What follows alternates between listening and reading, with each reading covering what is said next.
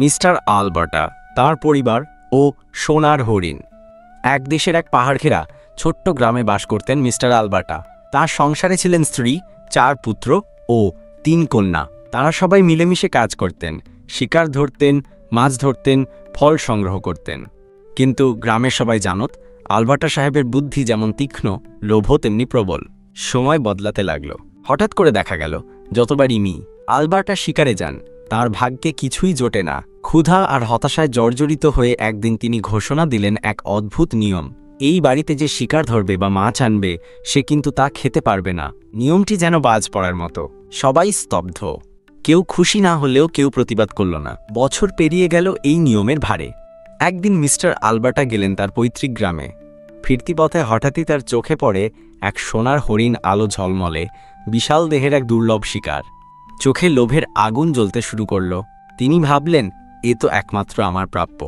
হরিণটিকে টেনে আনতে আনতেই হঠাৎ মনে পড়ে গেল নিজের তৈরি সেই নিষ্ঠুর নিয়ম, যে শিকার আনবে সে তা খেতে পারবে না।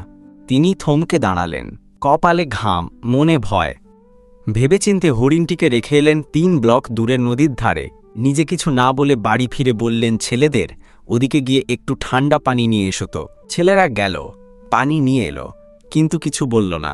পরে মাকে বলল, বুঝেছি, বাবা সোনার হরিণ এনেছে, কিন্তু তার নিয়ম অনুযায়ী তিনি নিজেই সেটি খেতে পারবেন না, তাই বলছে না ও বাড়িতে আনছে না, এটা তার ফাঁদ। পরিবার মিলে ঠিক করল, হরিণের কথা মুখে আনবে না কেউই। এরপর একে একে সবাইকে আলাদা অজুহাতে পাঠালেন মিস্টার আলবার্টা। কেউ কিছু বলল না, কেউ হরিণও টানল না, বললও না। শেষমেশ হতাশ হয়ে তিনি নিজেই গিয়ে সোনার হরিণটিকে টেনে এনে ঘরের পেছনে রাখলেন। তারপর স্ত্রীকে বললেন, উঠোনটা একটু ঝাড়ু দিয়ে দাও তো। স্ত্রী ঝাড়ু দিলেন। উঠোন ঝকঝকে হয়ে উঠল। তবু কেউ কিছু বলল না। শেষ পর্যন্ত আলবার্টা চিৎকার করে উঠলেন, তোমরা কি সবাই আমার বিরুদ্ধে? কেউ কিছুই দেখনি, সবাই নিশ্চুপ। তিনি হেসে বললেন, তোমরা আমার বিরুদ্ধে ষড়যন্ত্র করেছ। চলো সবাই মিলে হরিণটা ঘরে নিয়ে আসি। সেদিন থেকেই তিনি নিজের অন্যায় নিয়ম বাতিল করে দিলেন। পরিবারের সদস্যদের চোখে আবার আনন্দের ঝিলিক ফিরে এলো। তারা সবাই আবার একত্রে কাজ করতে লাগলো, একে অপরকে ভালোবাসতে শিখল। বুঝল অন্যায় নিয়ম একদিন নিজেরই বিপদ ডেকে আনে।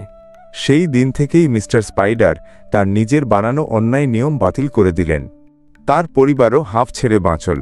তারপর থেকে তারা সুখে শান্তিতে একসঙ্গে জীবন কাটাতে লাগলেন। শিক্ষণীয় বার্তা: এই গল্পটি আমাদের একটি গভীর সত্য শেখায়।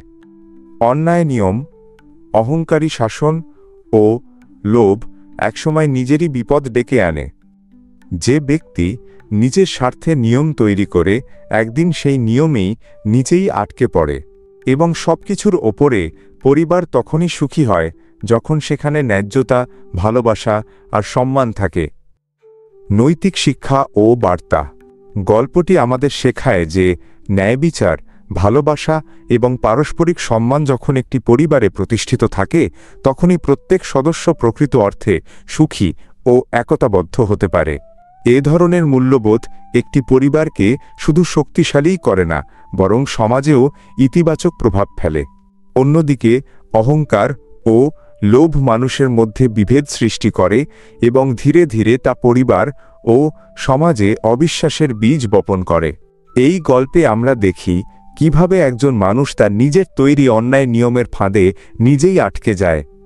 স্পাইডার যখন নিজের লোভ ও অহংকারের কারণে একটি ভুল সিদ্ধান্ত নেন, তখন তার পরিবার সম্মিলিতভাবে সত্য ও ন্যায়ের পথে থেকে তাকে তার ভুল বুঝতে সাহায্য করে। গল্পটি আমাদের নৈতিকতা, সত্যনিষ্ঠা ও আত্মশুদ্ধির গুরুত্ব স্মরণ করিয়ে দেয়। কারণ সত্যিকারের নেতৃত্ব মানে শুধু নিয়ম তৈরি করা নয়, ন্যায়পরায়ণতা, উদারতা ও নিজের ভুল স্বীকার করার সাহসও এর অন্তর্ভুক্ত।